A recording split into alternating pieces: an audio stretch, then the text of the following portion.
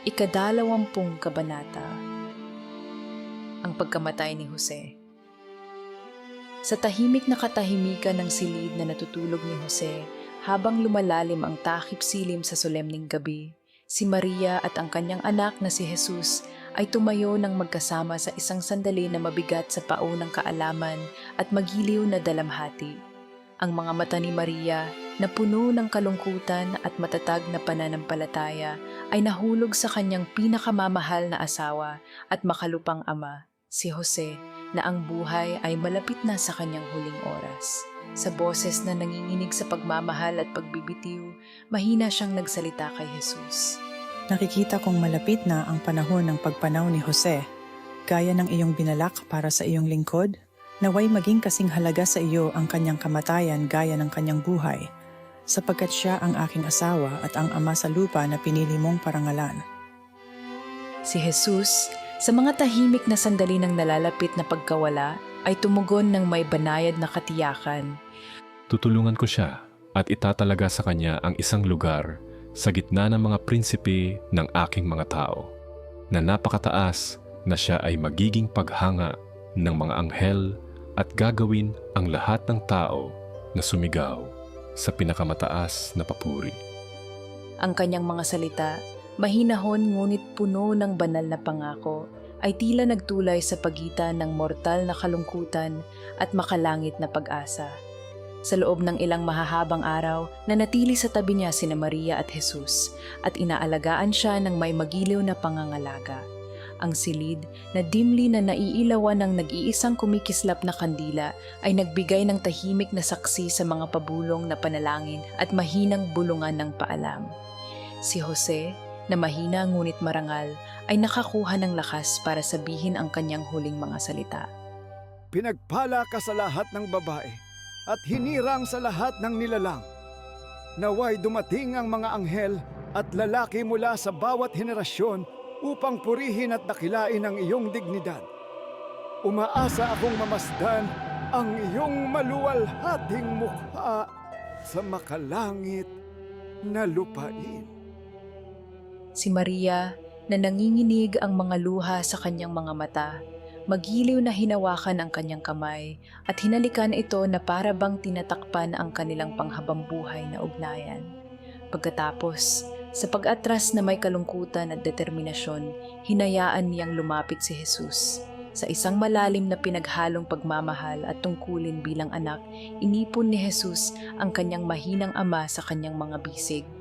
Habang inihiga ni Jose ang kanyang ulo, nagtama ang kanilang mga mata, isang tahimik na pag-uusap ng pasasalamat, pag-asa at paalam ang dumaan sa pagitan nila.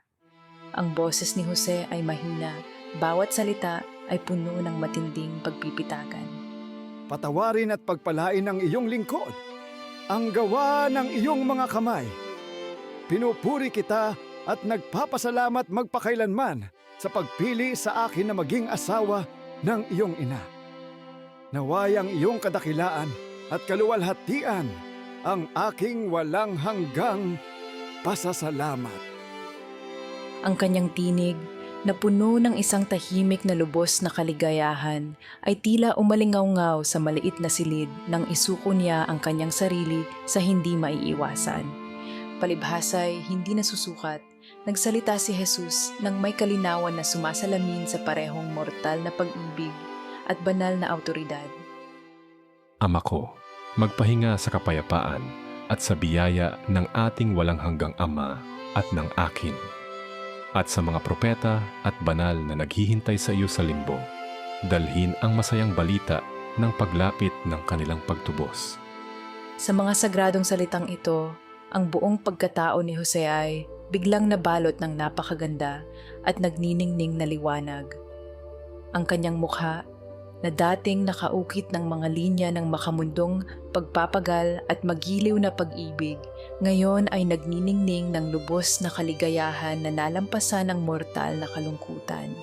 Sa nakabubulag na ningining na iyon, umalis ang diwa ni Jose, nag-iwan ng katahimikan na kasing lalim ng ganda nito. Si Jesus, na may banayad na pag-aalaga ay ipinikit ang mga mata ng kanyang ama at siniil ang isang malambot na halik sa kanyang mga labi, habang ang mga luha, tahimik at walang humpay, ay malayang umaagos mula sa parehong mga mata ni Maria at ng kanyang sariling mga mata. Sa gayon ay lumipas ang makalupang buhay ni Jose, at sa mga sumunod na taon, isang malalim at pagbabagong pagbabago ang nanirahan sa Nazaret. Sa natitirang 6 na taon, si Maria at si Jesus ay nagpatuloy sa isang tahimik na ritmo ng pang-araw-araw na buhay. Bawat araw ay isang panalangin, bawat sandali ay isang gawa ng pag-alala. Ang kanilang tahanan, bagamat na antig ng kalungkutan ng pagkawala, ay nagniningning sa nananatiling liwanag ng pananampalataya at banayad na katiyakan ng banal na pangako. Sa isang hamak na silid kalaunan, lumuhod si Jesus sa taimtim na panalangin sa harap ni Maria. Habang nakaunat ang kanyang mga braso sa tanda ng krus, itinaas niya ang kanyang boses sa isang taos pusong pagsusumamo. O pinagpalang krus, kailan hahawakan ng iyong mga bisig ang akin? Kailan ako mapapatong sa iyo, ang aking mga kamay na nakapako, bukas upang yakapin ang lahat ng makasalanan? Halika, mga anak ni Adan, sapagkat tinatawag ko kayong lahat. Ako ang daan, ang katotohanan, at ang buhay, at hindi ko tatanggihan ang sinumang naghahanap sa akin.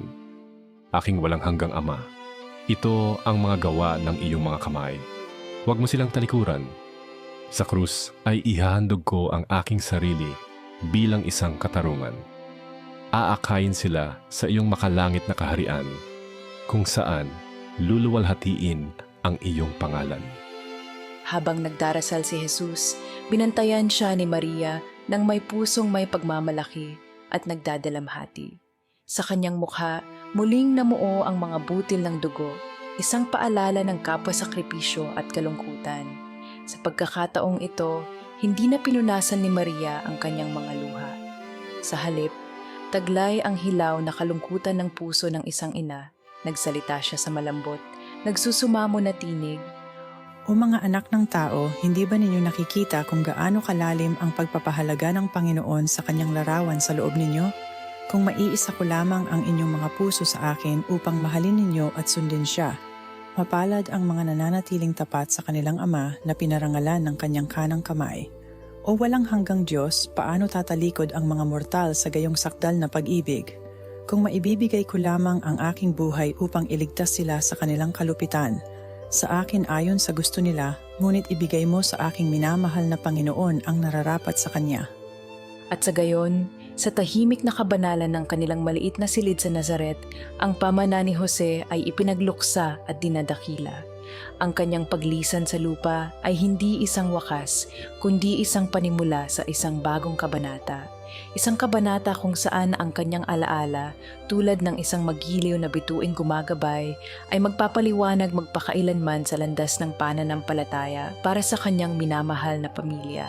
Si Maria, na nagniningning sa parehong kalungkutan at biyaya, at si Jesus, na ngayon ay isang taong lubos na nakaalam sa kanyang kapalaran, ay patuloy na pinarangalan ang pamana ni Jose sa pamamagitan ng bawat pagkilos ng pag-ibig, bawat salita ng panalangin, at bawat abang pagpapagal sa mga araw na umaabot sa kawalang hanggan.